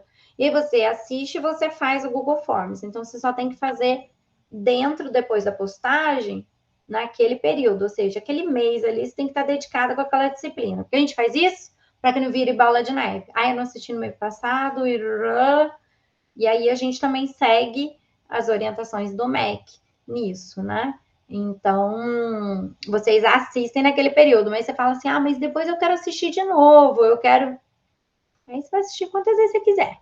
Quantas vezes você quiser. Tem aula que eu vejo que os alunos assistem, esmiuçam, trazem as dúvidas na supervisão clínica, né? Eu assisti de novo a aula tal, eu fiquei com dúvida nesse negócio, você pode esclarecer? E aí vai, tá? Então, você pode ver quantas vezes você quiser, não tem problema. Esse é o princípio, né? Da repetição, da consolidação da informação, tá? Mais alguma dúvida, gente? Diga, Nelminha. Vivi, Diga. após cada módulo tem avaliação? Como que funciona isso? Todas são uma avaliação de 10 questões que é Google Forms, certo? E aí você acaba de assistir tudo, você faz isso. Então, por isso que eu falei, você vai ter sempre um prazo. Por exemplo, geralmente a gente posta todas as gravações uns 5 dias, 6 dias depois, né? Aí postou tudo, aí eu posto o teste, entendeu? Porque aí você vai assistindo nesse período, revendo, e aí você faz a prova, que você pode fazer ela olhando a aula, né? Então, costuma ser bem simples, não dá problema para ninguém fazer esses testes, não. Mas é norma do MEC, a gente precisa fazer, tá bom? Certo? A plataforma sempre registra a entrada de vocês, a entrada no vivo, a entrada para as gravações. Então, tem que fazer, porque está tudo registrado. Precisa fazer as aulas mesmo, certo? Mas ninguém fica cobrando frequência, coisas assim, porque a gente já está em outro patamar, né, gente? Mas a plataforma, ela faz os registros das entradas e tal de vocês dentro das aulas. Tá bom? Mais alguma dúvida?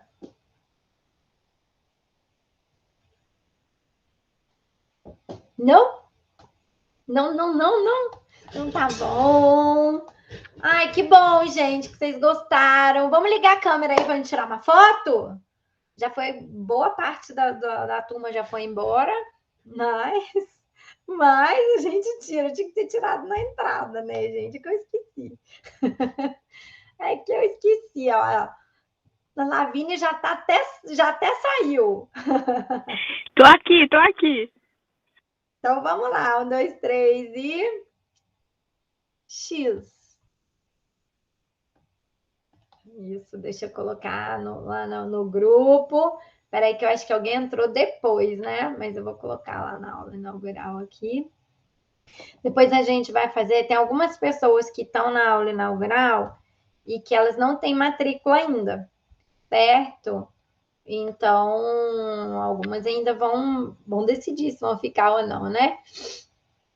E aí, depois eles vão fazer um grupo, ou eles mantêm esse grupo e tiram quem não decidiu não fazer, ou eles abrem um novo, certo? Deixa eu ver quem que entrou depois aí, que eu tiro outra foto. 1, 2, 3 e... X. Isso. Ah, foi você, né? Peraí, ela entrou de novo na hora. Peraí, fica aí, Estela. Vamos lá. Ligou, Estela? Aí, agora até a Laís ligou. Isso aí, 1, 2, 3 e... X. Ai, que lindo. Essa ficou bonita. Essa vocês ficaram lindas. Deixa eu colocar aqui. Ótimo, gente. A gente vai falando com vocês pelo WhatsApp. O WhatsApp que vocês vão falar agora não vai ser mais aquele de matrícula. Aquele de matrícula, às vezes, mistura o robô no meio do caminho. E aí vocês ficam meio... Não tá me respondendo, o robô é chato, né? Mas é porque faz parte, né, da universidade. Então, às vezes, ao final, é o robozinho que entra. E aí... tem uma demanda grande, ele é um telefone mais geralzão. Aí agora vocês viram que vai ter ali no WhatsApp, que foi quem deu o link, que é o telefone do nosso suporte, que é a Aninha, que é a Ana Raquel, que é meu braço direito na pós, né, Ana? E ela que vai responder vocês, aí vocês vão ver que ela é muito querida, muito responsiva, dedicada a todos vocês, certo? Então, aí vocês vão acabar, qualquer dúvida agora, podem continuar usando o grupo e vocês podem falar com ela direto ali, puxar o Finama direto no grupo para falar, tá bom? Porque aí não vai ser robô. Às vezes ela entra, ela tem alguns horários de entrada, geralmente ela fica de 13 até agora de noite, tá? De 13 da tarde até de noite. Nos finais de semana a gente tende a fechar os grupos, tá bom, gente? Porque senão eu continuava trabalhando, respondendo coisas no final de semana. Então, a Finama cortou isso, para não ficar trabalhando no final de semana. E aí, a gente, às vezes, fecha o grupo no final de semana e abre na segunda-feira de novo. Tá bom? Gente, fiquem com Deus. Até mês que vem. Se vocês puderem divulgar após, eu agradeço. Chamar o pessoal para vir fazer, eu agradeço bastante. Tá bom? Delícia ver vocês. Eu fiquei muito feliz de conhecer todos vocês, tá? Beijo. Qualquer coisa, sabem que podem me chamar, né? Para o que precisarem. Beijo.